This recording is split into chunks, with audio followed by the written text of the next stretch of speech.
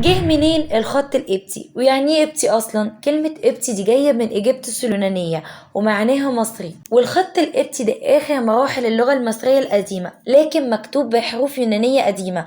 ليه بقى؟ انا هقول لكم. اول ما جم اليونان واحتلوا مصر ما كانش عارفين يتعاملوا مع المصريين خالص، وكان صعب عليهم يتعلموا اللغة المصرية القديمة، فالمصريين ابتكروا في اللغة بتاعتهم وسيلة عشان تساعدهم يعرفوا يتعاملوا مع اليونانيين. فالمصري القديم كتب اللغة المصرية القديمة بس بحروف يونانية قديمة، وزود عليها 7 حروف من الخط الديموطيقي مش موجودين في اللغة اليونانية، بس بيتنطقوا بالحروف المصرية القديمة، شبه الفرانكو بتاعنا كده اللي بيتكتب بالحروف الإنجليزية وبنزود أرقام، والأرقام دي بتعبر عن اللغة العربية اللي مش موجودة في اللغة الإنجليزية.